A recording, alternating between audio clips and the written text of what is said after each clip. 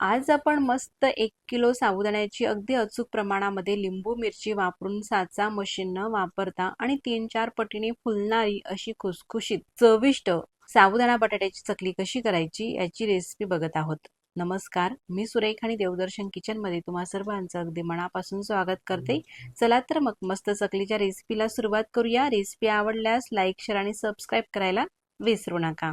ही चकली बनवण्यासाठी मी या ठिकाणी 1 किलो साबुदाणा घेतलेला आहे। साबुदाणा स्वच्छ निवडून घ्यायचा आहे आणि त्यानंतर एक मोठं असं पसरट पातेलं घ्यायचं आहे।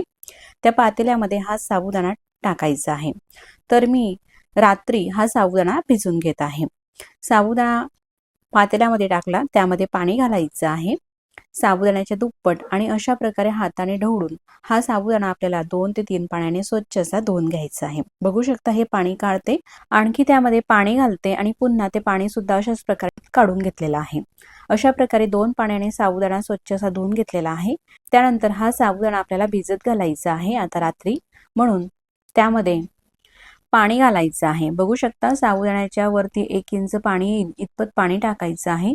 झाकण ठेवून साबुदाणा हा रात्रभरासाठी भिजवून घेतलेला आहे। आता दुसऱ्या दिवशी सकाळी मी तुम्हाला साबुदाणा हा दाखवते। बघू शकता मस्त असा हा साबुदाणा भिजलेला आहे, असा छान मऊ झालेला आहे आणि असा मस्त मोकळा सुटसुटीत झालेला आहे। तर मी गरम पाणी करून घेतलेला आहे, असंच साबुदाण्यामध्ये टाकते। साबुदाण्याच्या वरती पाव इंच वरती पाणी येईल इतपत पाणी टाकायचं आहे, कडकडीत पाणी टाकायचं आहे आणि अशा प्रकारे सगळं पाणी हे साबुदाण्यामध्ये मिक्स करायचं आहे। पाण्याला छान उकळी आल्यानंतरच मैत्रिणींनो या साबुदाण्यामध्ये पाणी टाकायचं आहे। बघू शकता मिक्स करून घेतलेलं आहे। तर असंच हे पातेलं आपल्याला बाजूला राहू द्यायचं आहे, तोपर्यंत पुढची कृती करायची आहे। तर या ठिकाणी मी 1 किलो साबुदाण्यासाठी मी 2 किलो या ठिकाणी बटाटे घेतलेले आहे। बटाटे स्वच्छ आधी धुवून घेतले, त्यानंतर कुकरमध्ये 4 ते 5 शिट्या लावून मस्त असे मऊ होईपर्यंत बटाटे हे शिजवून घ्यायचे आहे। बटाटे शिजून झाल्यानंतर थोडेसे गरम असतानाच बटाट्याची साल काढायची आहे यानुसार, आणि त्यानंतर मग चाळण घ्यायची आहे आणि त्या चाळणीवरती अशा प्रकारे हे बटाटे आपल्याला मॅश करायचे आहे। जी पुरणाची चाळण असते ना आपल्याकडे, ती चाळण घ्यायची आहे आणि बटाटे गरम असतानाच अशा प्रकारे मॅश करून घ्यायचे आहे। मॅचर नसेल तुमच्याकडे तर एखादी तांब्या किंवा तुम्ही ग्लासचा सुद्धा वापर करू शकता, पण गरम बटाटे असले ना अगदी भराभर पटकन हे असेच बटाटे सहज निघतात। अशा प्रकारे बटाटे छान बारीक झाले। त्यानंतर 100 ग्रॅम हिरव्या मिरच्या घेतलेल्या आहे। मिरच्या मिक्सरच्या भांड्यामध्ये टाकायच्या आहे आणि मिक्सरला ठेचा करायचा आहे। यामध्ये पाणी अजिबात टाकायचं नाही। 8 ते 10 लिंबू अशा प्रकारे चिरून त्यातला रस काढायचा आहे। तोपर्यंत हा साबुदाणा सुद्धा पाहू शकता तुम्ही, पाणी आपण यामध्ये टाकलेलं होतं, असा हा कोरडा झालेला आहे।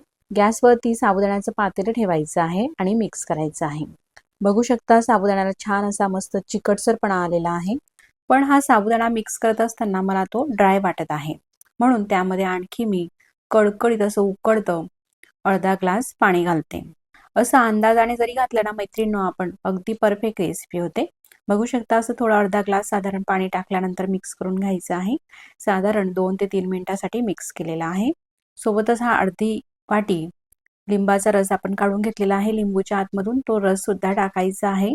तुम्हाला जर का आंबट चवीची चकली आवडत असेल तर मग लिंबूचा रस टाका, आणि नाही आवडत असेल तर मग लिंबूचा रस तुम्ही स्किप करू शकता। माझ्याकडे आंबट तिखट अशी चवीची चकली खूप आवडते, म्हणून मी यामध्ये लिंबूचा रस वापरलेला आहे। संपूर्ण हे मिक्स करायचं आहे। गॅसची फ्लेम चालू आहे, चालू असतानाच मिक्स करून घ्यायचं आहे। 3-4 मिनिटांसाठी मिक्स केलेला आहे। पुन्हा त्यावरती झाकण ठेवायचं आहे आणि साधारण 3 ते 4 मिनिटांसाठी पुन्हा गॅस अगदी कमी करायचा आहे, कमी गॅसवरती राहू द्यायचं आहे पातेलं। झाकण काढून घेते। बघू शकता असा हा थोडा ट्रान्सपरंट झालेला आहे साबुदाणा, आणि चिकटसरपणा सुद्धा पाहू शकता तुम्ही, मस्त झालेला आहे। त्यानंतर गॅस बंद करायचा आहे आणि पातेलं हे खाली उतरवायचं आहे। आता या साबुदाण्यामध्ये आपण जो बटाटा बारीक करून घेतलेला आहे ना, बारीक केलेला बटाटा यामध्ये टाकायचा आहे। मिक्स करण्याआधी त्यामध्ये चवीनुसार मीठ टाकायचं आहे। पोहे खाण्याच्या चमचाने सांगायचं झालं तर साधारण 2 चमचे मीठाचा मी वापर करत आहे आणि मिरचीचा ठेचा टाकायचा आहे। मिरचीचा ठेचा टाकायचा नसेल तर तुम्ही चिली फ्लेक्स सुद्धा वापरू शकता, पण हिरवी मिरची टाकली तर चकली ही पांढरी सुद्धा दिसते आणि चवीला सुद्धा छान लागते, म्हणून मी या ठिकाणी हिरव्या मिरचीचा वापर केलेला आहे। एवढं साहित्य टाकायचं आहे, संपूर्ण हे मिक्स करून घ्यायचं आहे। आता मैत्रिणींनो हे मिक्स व्यवस्थित होत नाही, कारण हे पातेलं लहान आहे, म्हणून मी असं पसरट हे भांडं घेते घेमेले आणि त्यामध्ये सगळं हे मिश्रण टाकते, म्हणजे व्यवस्थित छान असं एकसारखं आपल्याला हे मिश्रण मिक्स करता येईल. आता व्यवस्थित आपल्याला हे मिक्स करायचं आहे. तुम्हाला जर का ही चकली पुदिना फ्लेवरमध्ये करायची असेल तर पुदिन्याची पानं सुद्धा मिक्सरमध्ये बारीक करून घ्या आणि ते पुदिन्याच्या पानाचं मिश्रण या चकलीच्या मिश्रणामध्ये मिक्स करून तुम्ही पुदिना फ्लेवरची चकली सुद्धा करू शकता. चवीला छान लागते तशी सुद्धा. संपूर्ण हे व्यवस्थित असं मिक्स झालेलं आहे. बघू शकता यामध्ये चकली छान पांढरी दिसावी आणि चवीला सुद्धा छान लागावी, त्यासाठी संपूर्ण हे मिक्स झाल्यानंतर आपल्याला जिरे टाकायचे आहे. जिरं जर का आधीच आपण टाकलं गरम असतानाच हे मिश्रण, जिऱ्यामुळे चकलीला पिवळसरपणा येतो. म्हणून मी संपूर्ण हे मिक्स केलेलं आहे. तोपर्यंत बऱ्यापैकी हे मिश्रण गार सुद्धा झालेलं आहे आणि गार झाल्यानंतरच यामध्ये मग जिरे टाकायचे आहे. गार म्हणजे कोमट असताना जरी टाकलं ना तरी सुद्धा चालणार आहे. तर साधारण 1 चमचा यामध्ये मी जिरे घेतलेले आहे. तुम्ही तुमच्या चवीनुसार जिरे टाकू शकता किंवा जर का उपवासाला हे जिरे तुम्ही खात नसाल तर मग स्किप सुद्धा करू शकता. नाही जिरे घातले तरी सुद्धा चवीला ही चकली छान येते. जिरे टाकल्यानंतर सुद्धा हे मिश्रण व्यवस्थित आता मिक्स करून घेते. आता ही चकली आपण साचा किंवा मशीन न वापरता करणार आहोत. तर या ठिकाणी मी ही चकली करण्यासाठी तेलाचं पाऊच घेतलेलं आहे. जे खाण्याचं तेल येतं ना पाऊचमध्ये ते पॅकेट घेतलेलं आहे. पॅकेट एका बाजूला पूर्णपणे अशा प्रकारे कट करून घेतलेलं आहे आणि त्यामध्ये हे मिश्रण भरते. तेलाचं पाऊच किंवा दुधाची पिशवी किंवा मिठाची पिशवी सुद्धा तुम्ही घेऊ शकता. अशा प्रकारे हे पाऊचमध्ये मिश्रण भरलेलं आहे. त्यानंतर हा वरचा भाग बंद करायचा आहे आणि दोऱ्याने किंवा रबरने गुंडाळून घ्यायचं आहे. अशा प्रकारे पीठ द्यायचं आहे आणि त्यानंतर मग रबर लावायचं आहे. आता खालच्या बाजूने कट करायचं आहे. आता आपल्याला ज्या साईजमध्ये चकली करायची आहे, ज्या जाडीची त्यानुसार कट करायचं आहे. बघू शकता असं थोडासा भाग हा कापून घेतलेला आहे कात्रीने. चकली थोडंसं टाकून बघते. साईज पाहण्यासाठी अशा प्रकारे टाकून पाहायचं आहे. अगदी परफेक्ट साईज ही कापली गेलेली आहे. जर का बारीक असेल तर मग पुन्हा कापून घ्यायचं. आता ही चकली मी घरामध्येच करत आहे, उन्हात न जाता. तर घरामध्येच प्लास्टिक पेपर मी खाली आथरून घेतलेला आहे. प्लास्टिक पेपरला तेल किंवा तूप काही लावायची गरज नाही मैत्रिणींनो. आणि प्लास्टिक पेपरवरती अशा प्रकारे ही चकली मी तुम्हाला करून दाखवते. तर बऱ्याच माझ्या मैत्रिणीकडे उन्हाची म्हणजे वाळवणाची सोय नसते, ऊन येत नसतं. तर आपण उन्हाळ्याच्या दिवसामध्ये पंख्याच्या हवेखाली सुद्धा ह्या चकल्या करू शकतो. अजिबात ही चकली तुटत नाही आणि कुठेही अडकत नाही. पाहू शकता खूप छान असा चिकटसरपणा आलेला आहे. साधारण 4 ते 5 वेळ्यांची ही चकली मी करत आहे. अशा प्रकारे अगदी भराभर या चकल्या होत असतात.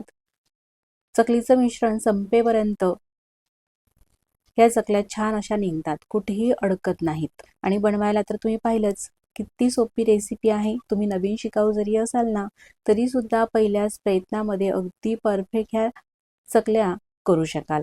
एकदा करून ठेवलेली ही चकली आपल्याला वर्षभरासाठी खाता येते आणि चवीला सुद्धा मस्त अशी लागते. बघू शकता जवळून सुद्धा. तर मैत्रिणींनो, जर का उन्हाची सोय असेल तुमच्याकडे तर उन्हामध्ये करा आणि नसेल तर मग घरामध्ये पंख्याच्या हवेखाली सुद्धा ही चकली होते. मस्त 2 दिवस ही चकली वाळून घ्यायची आहे आणि वाळल्यानंतर बघू शकता अशा प्रकारे ही चकली मस्त अशी दिसत आहे. रंगही किती छान असा दिसत आहे ना चकलीचा आणि कुठेही चकली अजिबात तुटत नाही. आता ही चकली मी तुम्हाला तळून सुद्धा दाखवते. तळल्यानंतर सुद्धा तुम्ही पाहूया कशा प्रकारे फुलते. तर अशी तेलामध्ये ही चकली टाकायची आहे. साधारण 4 चकल्या तेलामध्ये सोडल्या. चकली तळत असताना तेल गार सुद्धा असायला नको आणि खूप असं कडकडीत सुद्धा असायला नको. जर का कडकडीत तेलामध्ये चकली टाकली ती बाहेरून लगेच लाल होते आणि आतमध्ये मात्र ती कच्ची राहते. म्हणून मीडियम अशा तापलेल्या तेलामध्येच ही चकली आपल्याला तळायची आहे. बघू शकता चकली ही तळून झालेली आहे आणि तळल्यानंतर मस्त दुप्पटीने ही चकली फुलत असते. अशाच प्रकारे काही चकल्या मी तुम्हाला तळून दाखवत आहे. आता काही चकल्या मी तळून घेते. तोपर्यंत तुम्ही हा व्हिडिओ इथपर्यंत पाहत आलातच. तुम्हाला हा व्हिडिओ कसा वाटला मला कमेंट्स करून नक्कीच कळवा आणि व्हिडिओ आवडल्यास तर व्हिडिओला लाईक करा. चॅनलवरती तुम्ही नवीन असाल तर चॅनलला सबस्क्राईब करा. आधी सबस्क्राईब केले असतील तर मनापासून धन्यवाद. सबस्क्राईब केल्यानंतर बाजूलाच घंटीचे बटन सुद्धा आहे. घंटीचे बटन दाबून तुम्ही ऑलवरती क्लिक करा. असं केल्यामुळे मी जेव्हाही नवीन व्हिडिओ अपलोड करेल ना त्या व्हिडिओचे नोटिफिकेशन सगळ्यात आधी तुम्हाला येईल आणि सगळ्यात आधी तुम्हाला त्या रेसिपीचे व्हिडिओ बघायला मिळतील. बघू शकता मैत्रिणींनो, या ठिकाणी मी काही चकल्या ह्या तळून घेतलेल्या आहे आणि मस्त अशा पांढऱ्या शुभ्र ह्या चकल्या झालेल्या आहेत. आता ह्या तळलेल्या चकलीची साईज सुद्धा तुम्ही पाहू शकता. ही न तळलेली चकली त्याच्यावरती ठेवली आहे ना अगदी दुप्पटीपेक्षा जास्त फुललेली आणि दिसायला सुद्धा मस्त अशी दिसत आहे। तर आता ही चकली मी तुम्हाला तोडून सुद्धा दाखवते, म्हणजे तुमच्या लक्षात येईल किती खुसखुशीत झालेली आहे। अगदी लगेचच मस्त अशी चकली तुटत आहे, एकदम कुरकुरीत, आणि अजिबात तेलकट ही चकली होत नाही। हात सुद्धा तुम्ही पाहू शकता। तर मैत्रिणींनो, या वाळवणीच्या रेसिपीमध्ये तुम्ही सुद्धा ही एक चकलीची रेसिपी अशा प्रकारे करून तर पहा। नेहमी हीच पद्धत वापरून चकली कराल। मग पुन्हा भेटू नवीन छानशा अशाच रेसिपी सोबत। तोपर्यंत नमस्कार।